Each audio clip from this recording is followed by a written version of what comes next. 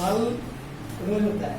Sir ये general पहले जो नॉलेज लिखवाए थे वो काम है। यही है सर, यहाँ से है। सर कोई भी व्यक्ति किसी व्यापार या कारोबार करने के लिए किस अनुच्छेद के तहत स्वतंत्र है? 19G।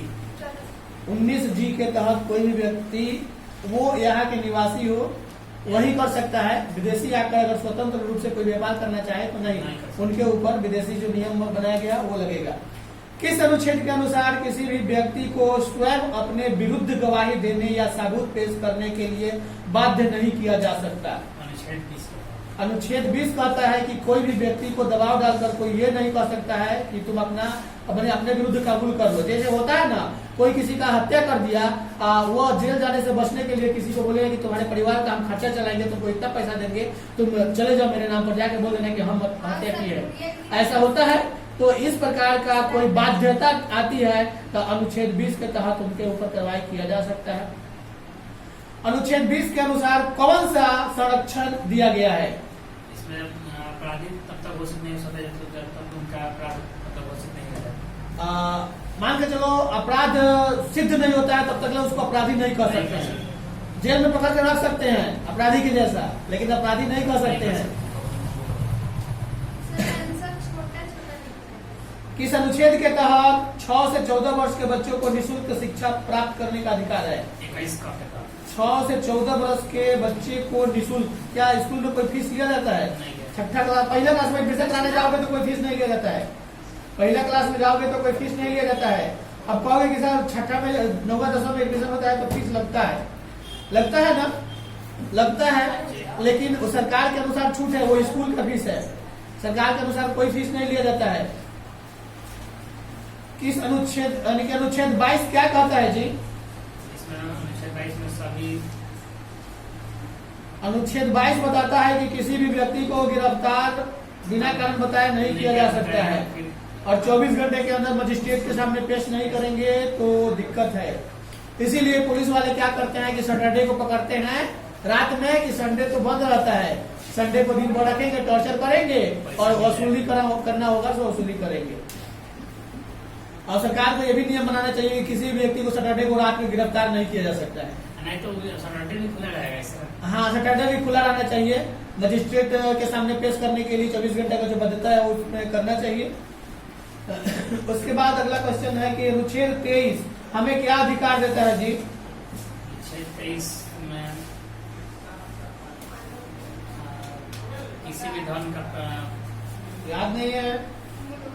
मानव व्यापार, बिगाड़, बलात्, श्रम पर प्रतिबंध लगाया गया है। राज्य इससे सेवा, धर्म, मूल, वंश, जाति या वर्ग के आधार पर कोई भेदभाव, धर्म के आधार पर उसको व्यापार करने से रोका नहीं जा सकता है। इसमें से लिखवाया गया है। अनुच्छेद 25 हमें क्या अधिकार देता है? अनुच्छेद 25 के तहत मतलब सभी को अपना धर्म मानने का अधिकार है। ओके, प्रचार करने का अधिकार है। उस पर समाज अपना पंचायत बना सकते। 24 हमें क्या अधिकार देता है? अनुच्छेद 24 हमें क्या अधिकार देता है? अनुच्छेद 24 व्यापार वाला है, श्रम निषेध का अधिकार देता है। 14 वर्ष से कम उम्र के बच्चे से कोई काम नहीं कराया जा सकता। 14 वर्ष से ऊपर के बच्चा में बाहर जाता है तो कभी कभी काम मिल जाता है, कहीं कहीं फैक्ट्री में पाता है लोग 18 साल उम्र नहीं है, काम नहीं मिले। लेकिन हमारा अधिकार, भारतीय संविधान का अधिकार 14 वर्ष से नीचे के बच्चों को काम में नहीं लगाया जा सकता है। 14 वर्ष के बाद काम में लगाया जा सकता है, लेकिन वो भी भारी काम नहीं, डेंजरस काम पे नहीं। वैसे काम जो थोड़ा बहुत कर लेते हैं, लेकिन लाभ के उद्देश्य से अगर लगाया जाता है या जबरदस्ती किसी ठेकेदार के माध्यम से बच्चों से काम करवाया जाता है तो ठेकेदार पे कार्रवाई हो सकता है। अनुच्छेद 26 हमें क्या अधिकार देता है? अनुच्छेद 26 व्यापार वाला नहीं याद किया है। धार्मिक परियोजन के लिए संस्था बनाना, ट्रस्ट बनाना, पोषण करना और धार्मिक कार्यों के लिए संपत्ति को अर्जित करना अधिकार देता है। इस अधिकार के तहत हम अपने धर्म का पालन पोषण करने के लिए हम ट्रस्ट बना सकते हैं, उसका संपत्ति का अधिकार होता है, उसके संपत्ति को अर्जित कर सकते हैं। अनुच्छेद 27 हमें क्या अधिकार देता है? अनुच्छेद 27 में कोई भी व्यक्ति किसी पे दबाव नहीं डाल सकता कि आप हमें चंदा दीजिए। धर्म के लिए चंदा डिमांड करते हैं लोग, पूजा पाठ के लिए चंदा डिमांड करते हैं। अगर कोई दबाव डालते हैं तो अनुच्छेद 27 के तहत कार्रवाई हो सकती है। किसी के ऊपर जबरदस्ती दबाव नहीं डाल सकते हैं कि आप इतना चंदा दीजिए। चंदा तो वास्तव में ऐसा एक अधिकार है कि जो इच्छा करे वो दे दे, अपने भारतीय संविधान या धार्मिक रूप से जो इच्छा करे आप दीजिए। समाज में सबको एक समान नहीं है, सबको एक समान रूप से चलना नहीं दे सकता है, कोई ज्यादा कोई कम देता है, लेकिन देता है लोग, ये नहीं कहता है कि हम साफ नहीं देंगे, कुछ ना कुछ जरूर देता है लोग। और जो व्यक्ति दबाव डालता है कि नहीं हम आपसे इतना लेंगे, तो इसका मतलब कि तुमसे वो दुश्मनी निभा रहा है। अनुच्छेद 28 में क्या अधिकार देता है? तो आप तो कान पकड़वाएंगे। 30 याद है, 30 याद। बाजार में मिलने वाले गर्भनिरोधक गोलियां में क्या होता है जी? जीवाणु में गुणसूत्रों की संख्या कितनी होती है? भारतीय संविधान की प्रस्तावना कितनी बार संशोधन किया गया अभी तक? किसने राजगिरी परी गिरिव्रत नगर का निर्माण करवाया था? गलत, बिसार ने करवाया था। राजगिरी नगर का वास्तुकार कौन था? राजा राम मोहन राय को राजा की उपाधि किसने दी? बताओ, अकबर के शासनकाल में उठे। न्यूनतम संभव ताप क्या होता है जी? मोहम्मद अली जिन्ना के लिए किसने कायदे आजम की उपाधि दी? इन लोगों को खूब पढ़ता था, महात्मा गांधी को मोहम्मद जिन्ना साहब को बहुत पढ़ता था।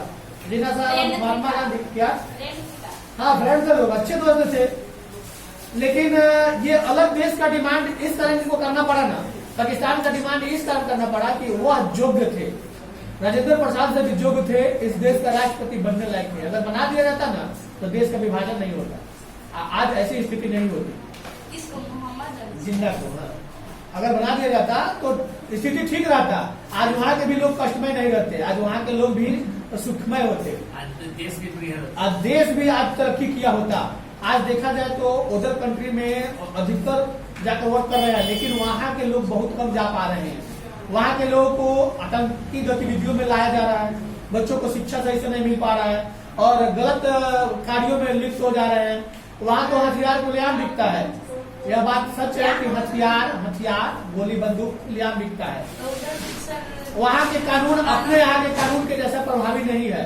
यहाँ किसी एक व्यक्ति के हाथ में हथियार दिख जाएगा तो पहले आप लाइसेंस दिखाइए, अन्यथा चलिए, आर्म्स एक्ट के तहत चलिए। अब वहाँ खुलेआम दिखता है इसलिए कि आतंकवादी गतिविधियों में ज्यादातर बच्चे को डाल दिया जाता है।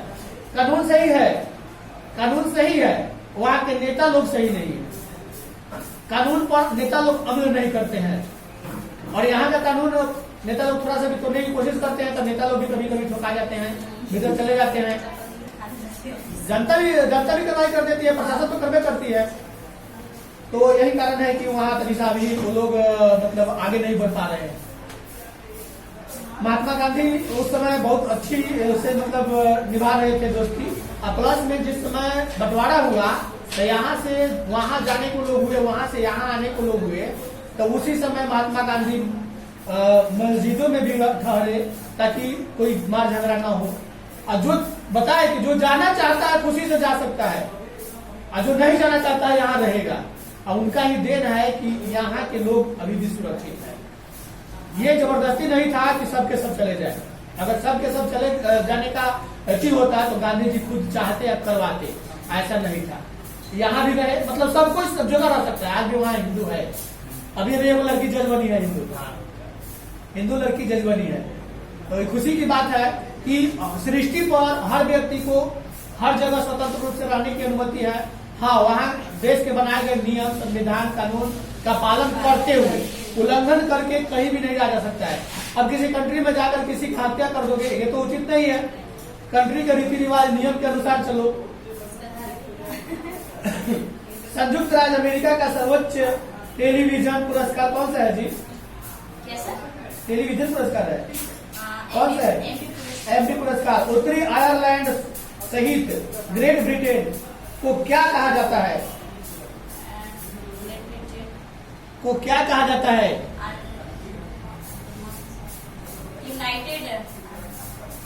यूनाइटेड किंगडम कहा जाता है। सुभाष चंद्र बोस ने अंडमान द्वीप का क्या नामकरण किया? सुभाष चंद्र बोस ने निकोबार द्वीप का क्या नाम दिया था? दोनों सेम है, ओके। अगला क्या लिखी है? क्या लिखी है? क्या लिखी है? जानवर, सूक्ष्म जीव एवं वनस्पतियों के अवशेष किस प्रकार के चट्टान में पाए जाते हैं? किस प्रकार के चट्टान में? परतदार चट्टान। यहाँ की इटली की स्थापना किसने की? मेजीनी, जोसेफ मेजीनी। मेजीनी का पूरा नाम जोसेफ मेजीनी। क्या? जोसेफ मेजीनी। गढ़वाली किस राज्य का लोक नृत्य है? उत्तराखंड। ओके। उपभोक्ता के बेहतर संरक्षण के लिए उपभोक्ता संरक्षण अधिनियम किस वर्ष पारित किया गया था? 1886 1986। ओके। एस बालचंदन किस वाद्य यंत्र से संबंधित है? उनके हाथ में क्या है? कोशिका की खोज किसने की? याद हो गया? रुक जा।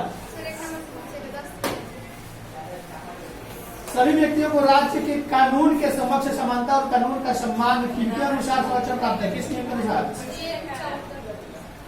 किसी राज्य किसी भी नागरिक के विरुद्ध धर्म, मूलवंश, जाति, लिंग या जन्म स्थान आदि के अनुसार आधार पर कोई भेदभाव यानी कि अनुसार कोई विभेद नहीं करेगा। किस नियम के अनुसार? बालक और यानी कि बालकों और स्त्रियों को स्वाभाविक प्रवृत्ति को ध्यान में रखकर उनके संरक्षण के लिए उपलब्ध बनाने का अधिकार अनुच्छेद कितने के तहत राज्यों को प्राप्त है? 15(3) के अनुसार। राज्य सामाजिक और शैक्षणिक दृष्टि के पिछड़े और SC/ST के लिए विशेष प्रावधान कर सकता है क्या? किस अनुच्छेद के तहत? किसी क्षेत्र में नौकरी देने के लिए निवास संबंधी किसके अनुसार शर्त लगाई जा सकती है? अनुच्छेद 16(3) के अनुसार लगाई जा सकती है। वो अलग है। 15 मतलब अनुच्छेद 15 के चौथा नियम के अनुसार। अगला है देश के पिछड़े नागरिकों को उचित प्रतिनिधित्व के अभाव में किसके अनुसार आरक्षण की व्यवस्था की जा सकती है? 16(4) के अनुसार उसकी व्यवस्था किया जाती है। कल जो लिखवाए थे क्या? कल लिखवाए हैं इसमें से अभी बताते हैं। अनुच्छेद 32 हमें क्या अधिकार देता है जी? अगर किसी भी व्यक्ति का मौलिक अधिकार का मतलब उल्लंघन किया था। मौलिक अधिकार क्या है?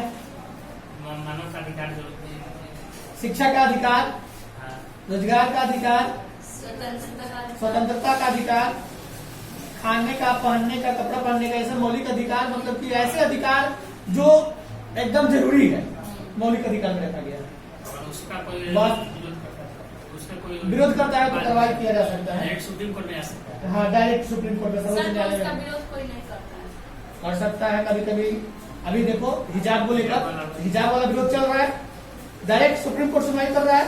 हाई कोर्ट जो आदेश दिया सुप्रीम कोर्ट में चला गया तो डायरेक्ट सुप्रीम कोर्ट ले सकता है उसको। 33 हमें क्या अधिकार देता है? 33 में या मौलिक अधिकारों का स्वतंत्र रूप से मतलब सांसद किसी भी परिस्थिति में, विषम परिस्थिति में मौलिक अधिकारों का उल्लंघन कर सकता है और वह इसलिए करता है कि हमारे अर्धसैनिक बल, खुफिया एजेंसी और किसी भी का स्वतंत्रता का मतलब मौलिक अधिकारों का हनन न हो, इसीलिए उसको विशेष अधिकार दिया गया है। अच्छा, लोग कहते हैं कि सांसद विधायक टैक्स नहीं देते हैं, छूट है उन लोगों को प्राप्त है, छूट प्राप्त है, तो वो अपने निधि को खर्च भी करते हैं। वैसे ही 352 क्या है जी? राष्ट्रपति द्वारा राष्ट्रीय आपात के समय में सारे मौलिक अधिकारों को छीन लिया था। केवल 20 और 21 जो नियम है अधिनियम, उसके छोड़कर बाकी मौलिक अधिकारों को छीन लिया जाता है।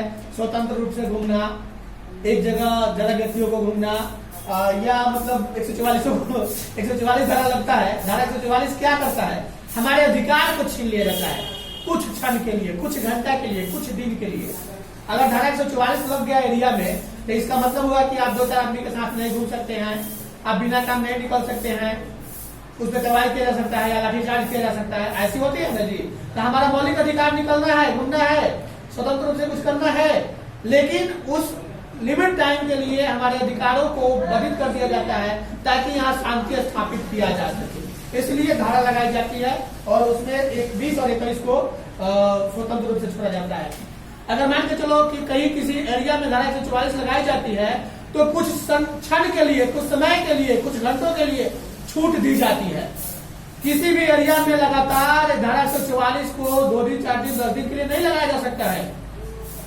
कश्मीर में बार बार लगता है धारा, लगने के बाद भी समय 2 घंटा 4 घंटा का टाइम देता है प्रशासन, अनाउंस करता है कि इतना देर के लिए धारा 144 को हटा लिया गया है, आप अपनी आवश्यक वस्तुओं को खरीद लें।